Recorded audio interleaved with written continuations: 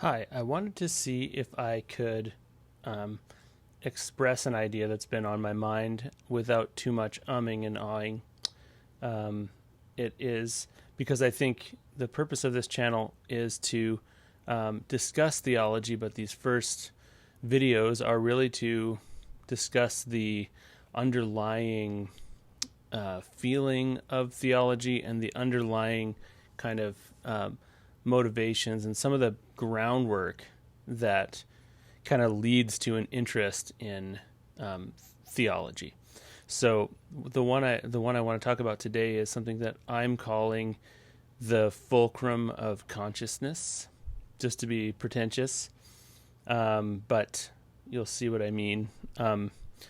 It it came to my mind during a recent conversation I was having for my podcast with Paul Clay, and that conversation is not released as of this time.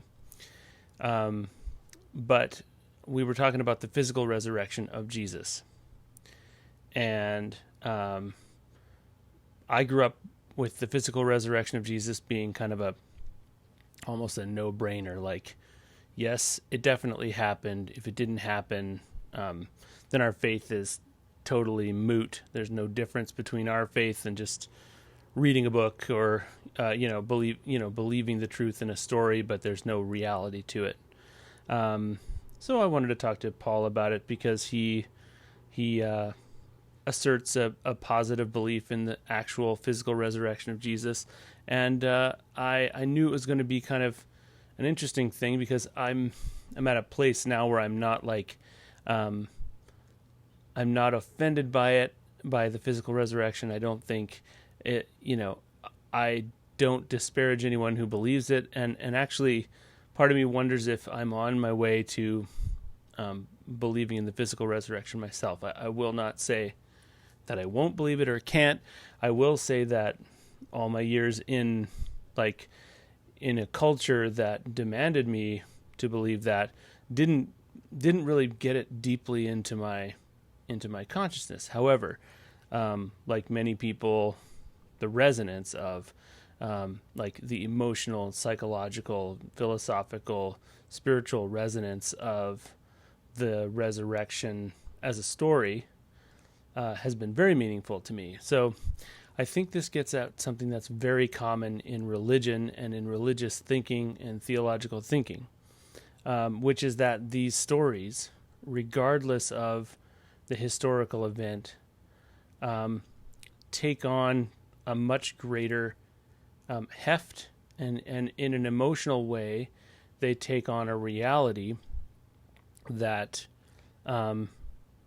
internally, subjectively, we know is different from other stories and from other metaphors, and there's a lot of talk about symbolism and such these days, and there is, the attempt to kind of turn these things into simply metaphors, just like almost like a trick of language to, describe another thing, just describe an ephemeral idea.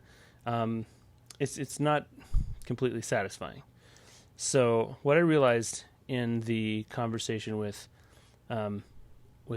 Paul Clay is, or maybe realized isn't a good word, but maybe what was brought up for me to explore in my mind was this idea of the balance between things in between the mysteries of our consciousness and the mysteries of reality itself, or like the mysteries of sort of external reality outside ourselves. And I think, and please comment below if you have experienced this or if you think it's total hooey, but hooey, I don't think I've used that word before. But anyway, I'll stick with the physical resurrection of Jesus for now, but it could go for any number of things. I think that the difference between those events, and like an event such as the resurrection, and just something that we manifestly know is a story, is completely made up, is that that event is obviously beyond a sort of veil in our consciousness. So the actual resurrection of Jesus is historically distant from us, and even the ability to believe in that, like the actual change from not believing that to believing that, is in some way separated from us. And I actually think, like, one of the things I will not do is tell myself that I believe in the physical resurrection and that that belief is foundational to me, unless it actually is. Because there's a great desire to skip a step. If you're surrounded by people in a religious tradition that do assert this, do believe this, and you, in a sense, you draft off of the confidence of other people, sort of like, a person riding a bike can draft off of the person in front of them on the bike, or the bunch of people in front of them on a bike, and that's like that's not a bad thing. It's actually a feature of a religious community that you do in some ways. You can't know everything, and if you have people around you who you trust, who know these things, you can at least say, well, there's something to this. There's something that I want to explore further. But I think the actual positive belief that, yes, Jesus stood up and walked out of the tomb, in some ways, in my mind, it's an act of grace, or some kind of almost magic for that belief to happen. And if you're not someone who has any interest in believing that, you might think, well, why would you have any? Is that magic, or is it just a step into delusion, a step away from reality and into delusion? And I guess I will not be answering that question in terms of there's no way to objectively prove that it's not just a step into illusion. And that's one of the things you just have to deal with if you find yourself contending with these issues. So where this idea of the fulcrum of consciousness comes in is that I kind of realized during the conversation that the resurrection of Jesus actually connects from beyond this veil of believability in the external world, in history. It stretches through my consciousness past the veil in my consciousness that separates me from the mysteries of my deeper self and of my subconscious. In other words, like I was talking to Paul, and it struck me that there's the event, and there's the deeper significance of that, and both of those, if you go far enough, are in a sense beyond my direct control, beyond my ability to directly manipulate.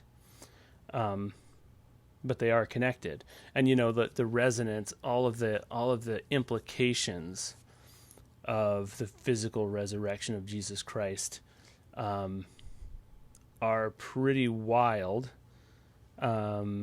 Just the idea of the forgiveness of sins, the idea of somehow imitating Christ in our lives, somehow communing with the Holy Spirit that was left behind after Jesus ascended, and all of that. is all pretty wild stuff that, again, is barred from my direct manipulation, but in the other direction, inward, right? So there's a wall or a mist or a fog that I perceive things through, just as you might perceive things through the fog or the mist of history and time and culture and all of that. And so I'm thinking that that's a hallmark of the religious experience and a hallmark of the spiritual experience, that you find yourself through subjective processes, through your experience, you find yourself feeling that you are the midpoint between these things. And in a strange way, there is a satisfaction in that tension. In other words, you can't skip steps going in yourself as well. You cannot you can't bullshit yourself, or you can bullshit other people, but you can't bullshit yourself about that. You can't say that, yes, I have gone into my deepest depths, and even though I don't know about the physical resurrection of Christ, I have grappled with and kind of, in a sense, subdued all of those implications in myself. And so I wouldn't go as far as to say that when you believe in the physical resurrection, that, 'cause I don't know what happens here, but when you believe in the physical resurrection, finally by some strange magic, that these other these things at the other end of the spectrum that are inside the mystery of yourself, that they clear up and fall into line. I think it's different. My intuition is that it's different for different people. That for many people, even though both things are difficult to grapple with, they might have a realm that they're more comfortable grappling with, one realm or the other, whether it be the external realities or the internal realities, and then they have a little bit more, just based on some kind of personal thing, a little bit more ability to interact with the tips of their fingers, with like the deeper mysteries of themselves, or with the deeper mysteries of the faith. And for those people, for each of us individually, there is a certain just a feeling of significance and of importance in the interaction with different sides of this continuum, I guess. Of course, I don't know how deep the continuum goes on either end. But suffice it to say, the spiritual life, I think this is what maybe one of the things that separates the spiritual life from any other sort of strata of human experience. It doesn't have to be with the Christian tradition, because I think many people are sensing in reality there are things beyond the veil in physical reality, and that there are things beyond the veil in themselves that they want to work with. Again, I've said it before, but I'm thinking of magic and occult and those kinds of things. I'm really messing with all my setup here today, kicking things and hitting things. But there, it's all the spiritual life in that the part of ourselves, our consciousness, that we appear to have direct contact with on a daily basis, is intuiting these other things, and not just intuiting them, but intuiting a connection between them and attributing an importance to them. In other words, the physical resurrection of Christ is more like when you're dealing with it on this level, where that deep reality is connecting with this deep reality, it really could be that the actual event is important. I mean, this is very hard to describe, but in a sense, you've got these two weighty things, and you're the fulcrum between them in your experience, and the physical resurrection does lose weight. It loses heft and like kind of becomes less significant.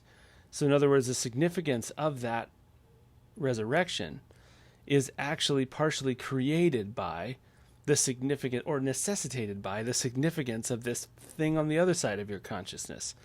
This is probably the most difficult thing to express that I will say on this channel.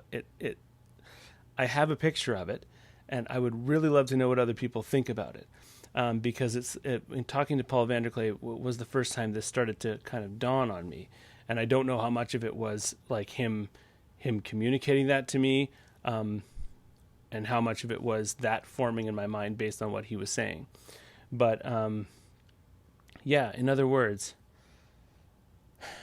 for me, I'll just speak for myself, the stuff deeper in consciousness, the idea of becoming Christ and becoming like Christ and being transfigured by the presence of Christ and communing with the Holy Spirit, that is the side of it that for me is very real. Real as a what appears to be a non-physical phenomena in my consciousness can be.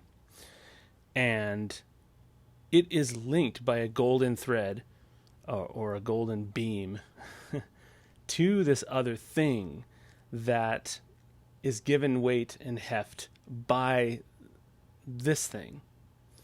And so at this point, while I still couldn't say, oh yes, I'm quite confident that a man walked out of Jesus' tomb and that man was Jesus, I am stuck with the significance of that act being more significant than the actual, being more significant than simply a story. And I think that one of the things about the Christian life or the spiritual life is that you hold that tension for a while. You hope for one of those things to make its way through the veil and come into your graspability. And then eventually you realize that it's not happening, which is why it's not simply psychology and it's not simply philosophy. And yet you still want to hold that tension for whatever reason. And you want to talk about it, and you are seeing change in yourself, transformation in yourself. For all I know, this tension and this striving to kind of understand what's beyond the veil is responsible for great and wild experiences of magic and of miracle. For all I know, this pursuit is the way to experience greater power, in some tangible way. Or it could be simply a way that we orient ourselves in reality, and something that just affects our thinking, and in some way I do intuit that it can make our presence magical in some way. It can make our effect on other people somewhat magical, because if this religious experience is as common and as kind of just pervasive throughout history, then I think we as people can see the tension of these great realities in other people in an interesting way, and we see it in other people, and we admire it in other people, and it changes us somehow as well. And there's really a humility to it, because rather than owning, and storing and doling out some kind of great wisdom and theological importance, we are simply the fulcrum on which that importance kind of balances. And I think I've used a lot of words. This is 21 minutes long.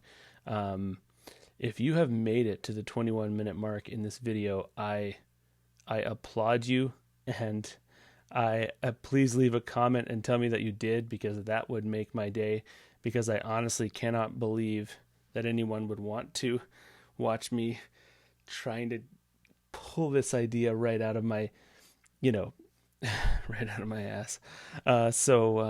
Anyway, thank you, and I hope to have some interaction on this. If you're somebody who thinks that this is a cool idea you'd like to explore it further, or if you know that somebody else has expressed this, if somebody else has expressed it, they've almost certainly expressed it better than me, and you can point me to that, do that, or come talk to me on this channel, have a conversation with me.